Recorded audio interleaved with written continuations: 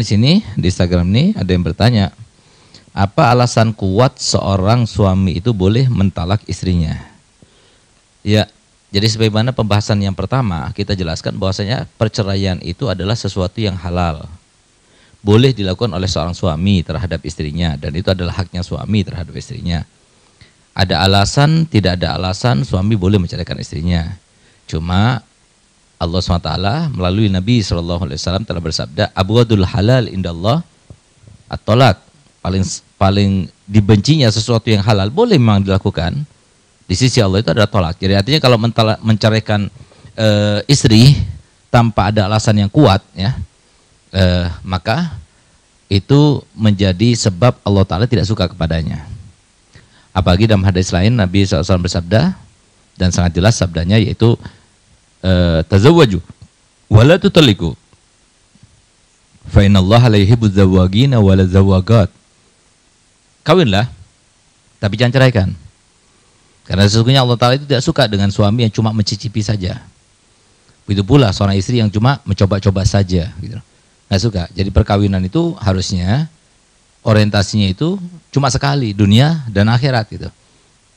Jangan coba-coba dan sebagainya gitu.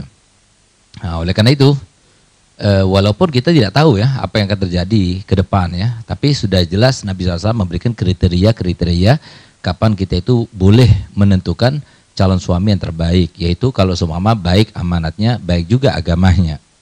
Itulah dua kriteria yang diajarkan Nabi SAW untuk menentukan suami itu baik atau tidak bagi dia. Nah, kalau seumpama ternyata suami itu tidak seperti diduga, atau si suami itu merasa istrinya tidak seperti yang dia kira, maka itu berarti ujian baginya. Nah, jadi hendaknya ya sabar gitu, karena ujian itulah, dengan ujian itulah kita itu akan naik derajatnya, dihapuskan dosa-dosanya gitu.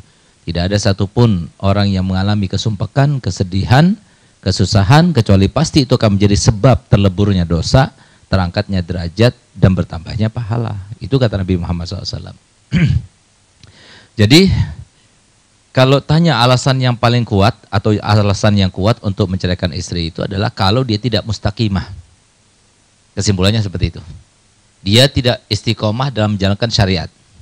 Misalnya apa? Dia membangkang kepada suami, dia suka marah-marah, dia suka cemberut, dia suka keluar rumah tanpa izin, dia berani kepada orang tuanya, si suami, dia tidak baik kepada anak-anak suami misalnya, dia tidak pandai di dalam melaksanakan hak-haknya suami, diantaranya tidak membantah, ya, melayani suami dengan baik, taat kepada perintahnya selama itu dalam kebaikan dan tidak menentang pada syariat, ya.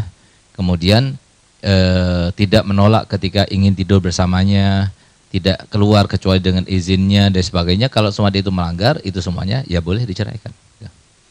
Ya, pertama kali prosedurnya sesuai dengan apa yang disampaikan oleh Nabi SAW itu adalah pertama kali kita nasihati, kedua kali kita jauhi, ya, kita tidur berlainan tempat gitu. Nah, tapi tidak boleh lebih dari 3 hari. Tidak tegur sapa, tapi tidak boleh tegur lebih dari 3 hari. Lalu kemudian pisah ranjang. Dia tidur kamar mana, kita tidur kamar lainnya, untuk memberikan sebuah akibat jerah supaya dia tidak melakukannya lagi, supaya dia tahu bahwasanya apa yang dilakukannya itu salah. Kemudian baru kemudian kita pukul. Pukulnya jangan salah. Pukul itu seperti kita memukul tangan kita dengan menggunakan siwak, gitu ya. Jadi bukan dengan pukulan yang keras, tidak. Jadi seperti begini, ini kan siwak nih. Nah, kita memukulnya begini. Nah, gitu. Jadi bukan nempeleng, ya. Kita diwajibkan untuk menghindari tempat-tempat yang mematikan seperti wajah, ya, ulu hati, itu nggak boleh, di belakang tengkuk, di kepala, itu nggak boleh. Ada prosedurnya. Jadi bukan serta-merta begitu saja syariat itu memberikan izin secara mutlak kepada suami gitu, enggak, ya. Semua ada prosedurnya. Nah, oleh karena itu maka kalau seumpama masih dipukul belum juga jerah, enggak ada efek jerahnya, maka boleh dia itu ceraikan.